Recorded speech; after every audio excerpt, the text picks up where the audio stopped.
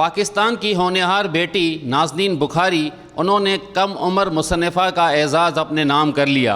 उन्होंने पीछे छोड़ा भारत की जानकी आर मेनन को, जिन्होंने 12 साल की उम्र में नावल लिखा था, लेकिन नाज़नीन बुखारी ने महज 11 साल की उम्र में ये कारनामा अंजाम देकर अपना नाम तारीख़ में दर्ज करवा लिया। उनका novel fragments of the bleeding sky इस वक्त अमेज़ॉन की डीपी पर दस्तयाब है, जिसे बाकायदा पब्लिश किया गया है। आज हम मुलाकात करेंगे इस होनहार बेटी से और चलेंगे लयारी।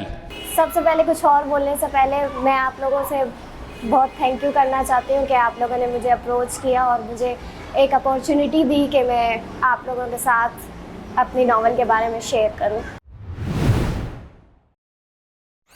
मेरे पापा, क्योंकि वो मतलब जब से मैं छोटी थी तब से वो यूट्यूब का काम करते थे, तो वो ऐसे करते थे कि सब उनका इतना प्राउड करते थे, तो आई वाज लाइक कि मुझे भी कुछ करना पड़ेगा।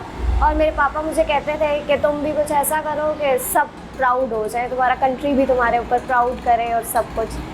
तो मैं बहुत ऐसे सोचती थी कि क्या करूँ क्या करूँ। मैं उनके साथ अभी यूट्यूब का ऑटोमेशन का काम भी करती हूँ और उसमें भी मैं बहुत कामयाब हूँ। I am really thankful to my father for everything. तो ये सब करते करते एक दिन मैं ऐसी बैठी हुई थी, मैं 8 to 9 ईयर्स ओल्ड थी, तो मैं ऐसी स्क्रॉल कर रही थी तो मुझे एक 8 साल के बच्चे ना डेलन हेल्बिक का पता चला। वो 8 साल का बच्चा था बॉयसी से। तो उसने एक हैंड रिटन बुक लिखी, अपने हाथों से लिखी, और उसने एक जगह पे ईडा कम्युनिटी लाइब्रेरी में उसने छुपा के वो रख दी उसकी book, the adventure of Christmas by Dylan Helbig himself.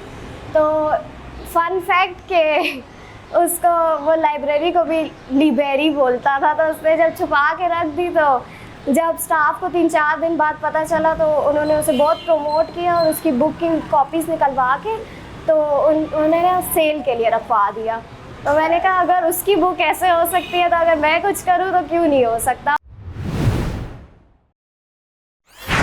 School वालों ने भी मुझे बहुत सपोर्ट किया। वैसे तो मैंने किसी को बताया हुआ नहीं था, सिर्फ मेरी क्लासमेट्स को ही पता था, लेकिन जब पब्लिश हुई तो मेरी टीचर्स ने देखा, उन लोगों ने बहुत अप्रिशिएट किया मुझे। सर ने भी बहुत अप्रिशिएट किया था, गिफ्ट भी दिया था।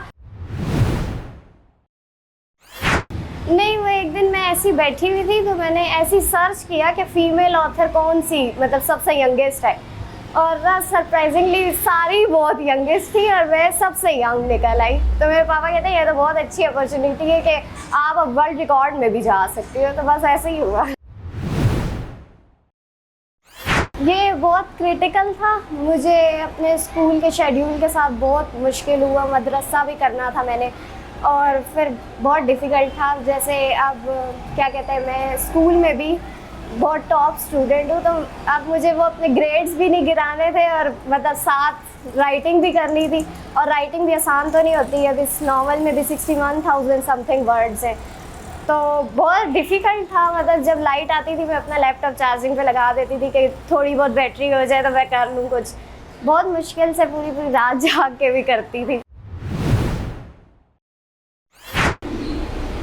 ये तो बहुत अच्छा क्वेश्चन है वैसे, पर मतलब राइटिंग जितना आप लिखोगे उतना अच्छा होगा। जैसे मैं अभी बचपन में जब हमारी टीचर हमें ऐसे या कुछ ऐसे क्रिएटिव राइटिंग करने के लिए देती थी, अगर वो कहती थी कि आप 2 पेज लिख के आओ तो मैं 4 पेज लिख के जाती थी। तो मतलब राइटिंग जितनी करोगे उतना अच्छा होगा और आप उतने ही अच्छा लिख सकोगे। यही है कि इसकी अच्छी टिप होती है। Fragments of the bleeding sky एक खूबसूरत नावल जो तख्लीक है नाज़नीन बुखारी की।